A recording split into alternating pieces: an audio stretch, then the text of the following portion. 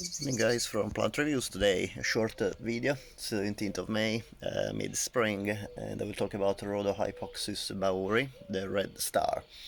It is a very small plant. As you can see, I have it in a pot. In the same pot I have Viburnum, cross burkwoodi, and it is an absolutely beautiful little flower.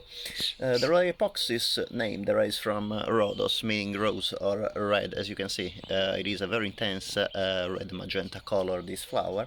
And for hypo that is below and oxy that is pointed, probably to the reference that is hypo for below, or probably because these plants are short, and pointed because the leaves are, as you can see, the leaves are very pointed and sharp, as you can see, and quite hairy as well, as you can see.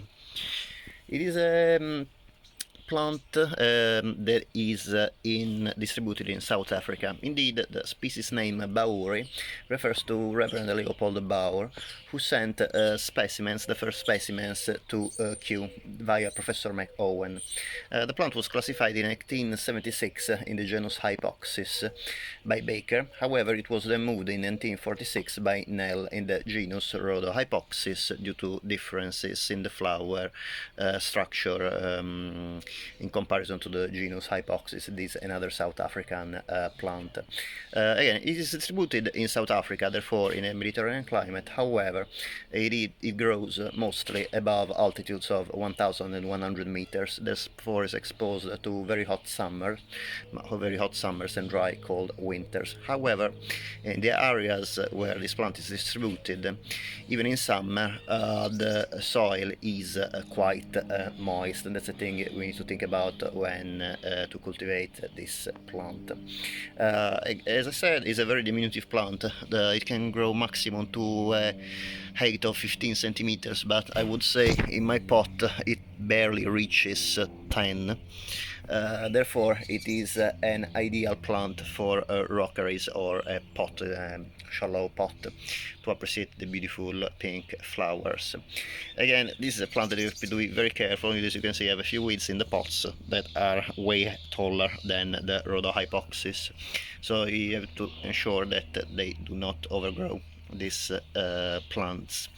However, the effect if you have a rockery is beautiful, especially if you have a large clump. They tend to grow quite easily through stolons, and they also can propagate by seeds. However, they are not really reliably hardy in the UK because they cannot tolerate severe frosts, and due to the fact that in this country we have frosts usually once every 3-4 years. It really depends the hardness of this plant by where you are in the UK. I imagine in Cornwall or Devon, very warm areas in the UK, if you have a shelter position, they can be reliably hardy.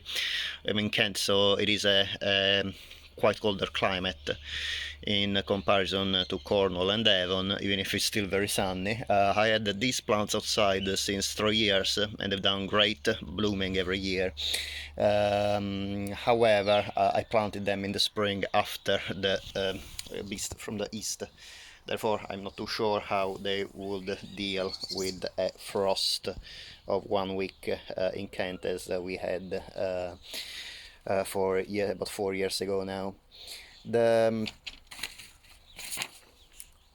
The flowers are pretty small, even if they are absolutely gorgeous for the color, for the very intense color, and they are about, I would say, 2.5 centimeters in diameter, and they are not fragrant, unfortunately.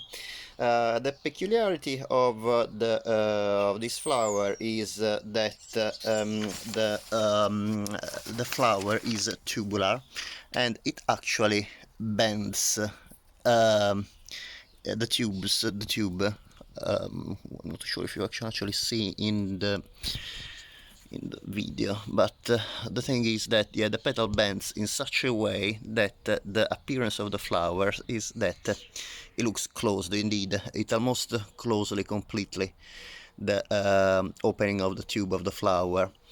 Because the petals are arranged in a way you can't really see the anthers. I wonder greatly how easy for this plant to be pollinated, because really anthers and stigma are so covered by the petals that must be very difficult for pollinating insects to reach the flowers. I've never seen this plant producing any seed pod in my pot anyway. I'm not too sure what pollinators are involved in pollination in of these plants in the wild. Anyway, it is reported they can spread easily with seeds, so probably in South Africa they have local pollinators that do the job. The flowers in this species come in a variety of colors. I have the magenta pink, almost red. However, they come also in light pink and white. Indeed, there's three different varieties. The Rhodohypoxis baurii, subspecies baurii, that has bright pink flowers like mine. The variety platypetala, white, and the variety confecta, that has pale pink flowers. However, new varieties have also been selected as cultivars, and paradoxically, while they're readily available in the Northern Hemisphere, they are not always available in South Africa, whereas this plant is distributed in the wild.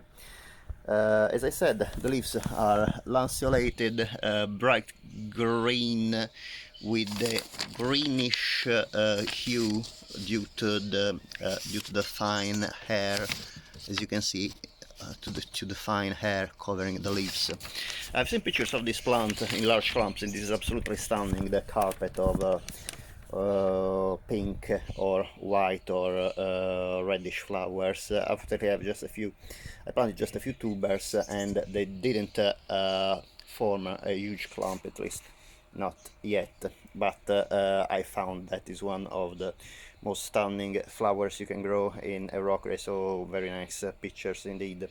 It is a pity that the flowers are not fragrant, but definitely the intense color makes up for that. The plant needs optimal drainage and need some moisture anyway in summer.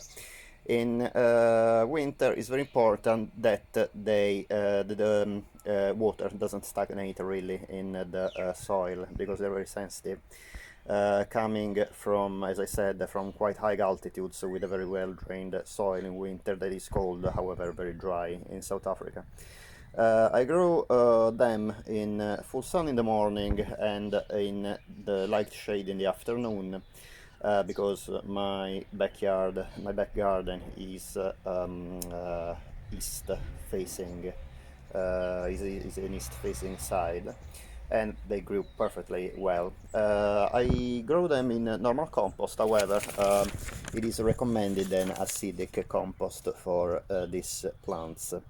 About the hardiness, already talked about the hardness. If you are not sure about the hardness of this plant, and you don't want to risk really to lose the plants, I would recommend to grow them in pots, so you can overwinter them in a conservatory or in a cold greenhouse where freezing is protected obviously by freezing temperature, going to be very dry in the winter.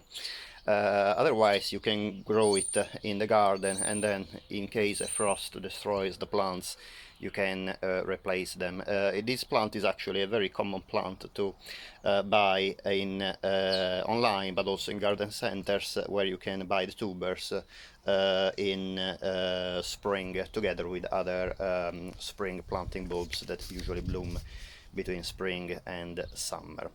Definitely is a very nice plant if you like a rockery, or even in a pot if you want some, like me, some nice low growing plants to grow in pots where small shrubs with an open branching habit are, like my Viburnum cross burkwoodi. The Rhodohypoxis baurii makes a very nice background with these beautiful small bright pink flowers, basically putting some colors when the Viburnum has finished its blooming. I hope you enjoyed the video, and I will see you next time. Bye.